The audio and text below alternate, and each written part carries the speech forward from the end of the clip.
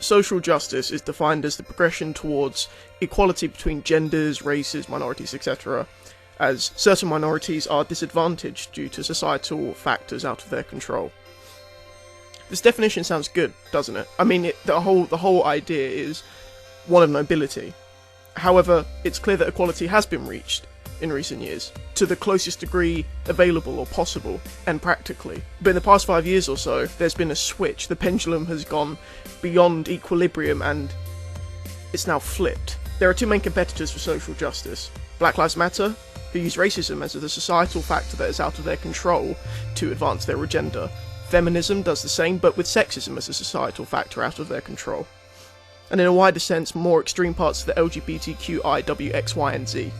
Or Z, depending on which side of the pond you're on. Now, in my opinion, it is far too simplistic to say that these progressives are doing so for the sake of maliciousness, which can be argued for some, even many, but not all of them. It can be said, in fact, that there is a presence of numerous reasons for their behaviour, obviously. You cannot approach this with a reductionist attitude, you have to be holistic about this. So let's break this down into the background characteristics of social justice warriors, or SJW'S, depending on the term you'd prefer. What is often referenced is that they are brought up with the millennial education system. Now, as I was born in 97, so I am a millennial, by definition you could say. And I was brought up in a similar education system as to a lot of, if we take the kind of the case study example being university students in America at the moment. So if we take them, I've had a similar experience of education more or less. I'm from the UK if you can't tell from my accent. From my experience of education, I know anecdotal evidence isn't really efficient, but from my experience, during their education, millennials aren't allowed in a competitive environment. In my experience, there was a great disdain for competitiveness. It was often encouraged that everyone was a winner. We've heard about this before. There's nothing new here. What does this lead to? Well, this leads to a lack of character being developed by people. Loss is character building. If they're always told they're always right, they're always so perfect, this stuff happens. So, if they don't build character, they don't build the correct cognitive abilities or mechanisms to be able to reason, to rationalise, to debate, which is hence why you see the irrationality from these regressives.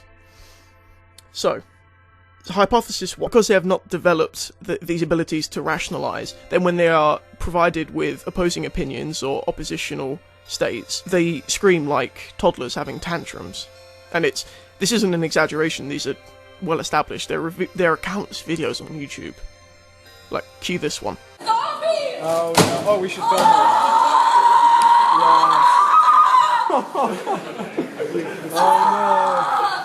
Oh no. So, hypothesis 1. They have been raised like this. And psychologically speaking, it is near impossible to get them to change their mind. They have had such a left-leaning bias in their education for their whole life. And as a millennial, again, from my experience with the UK educational system, there is a great left-leaning bias. Because our government, well, at the moment it is more conservative, but as I was going through it, we had Labour in, so there was a more, it was left-leaning. Now, I don't like to play identitarian politics. If I had to identify as anything, I guess it'd be classical liberal. My commitment to classical liberalism is the same as Bernie Sanders to the Democratic Party, you can say, I don't know, loosely. But I disagreed with the demonisation of the right. There's these blanket statements used to say, oh, all the right are bigots. And again, I know anecdotal evidence isn't really evidence, but just to give a general sense of what I'm trying to convey. So take it with a pinch of salt. There was a tendency when I was going through school, and I'm assuming it was the same with American high school, elementary schools, you would say, and so on, to demonise the right and glorify the central left's idea of, new liberalism is what we need to get to this new utopian society. And new liberalism is very much concerned with social justice. It is often concerned about equality. Unfortunately, you can't strive for equality when equality has already been achieved.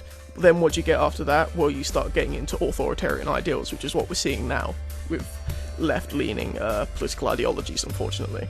I disagree with the demonisation of conservatives without any significant evidence to represent this. Just to say that, they're all bigots is not efficient. It's not a cohesive argument to display. Okay, now another explanation, which is not exclusive and could be collated with the former, is that when we see videos of their tactics in debates, they being the regressive left, they refuse to listen to opposing opinions. it could be said to be out of embarrassment. There is a tendency in every human to refuse to admit that their opposition is right. Even in the face of cohesive and rational arguments, this is called entrenchment.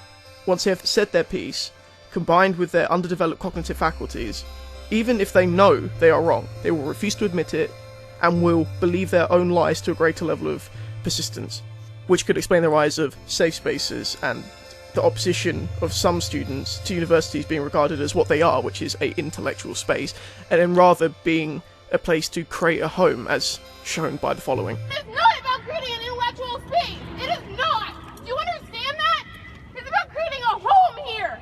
Anyway, an example of this idea of entrenchment is established in police interviews or interrogation by a psychologist named Inbauer. He stated that, in a general sense, he proposed that an interviewee or suspect should not be allowed to deny or accept guilt immediately, because what happens is they will get entrenched in this idea, and then it is near impossible to shift them out of that entrenchment. If they say they're not guilty from the outset, at the beginning of the interview even, then there's no hope. It's come to the point where you're not going to get anything valuable from them. So no, I'm not guilty. And once they vocalise that, and again, you can see how well this kind of relates into social justice warriors, they'll believe it more and more. We see this with the SJW'S. They are a vocal but influential minority, emphasis on the vocal. Many of these kids, that's what they are so entrenched in their ideas that they will not be swayed by debate. So, this leads to the question, how do you combat these political parasites? Well, like World War II, it is a war of attrition. Which side can outlast the other? It's a matter of patience. Common sense will prevail.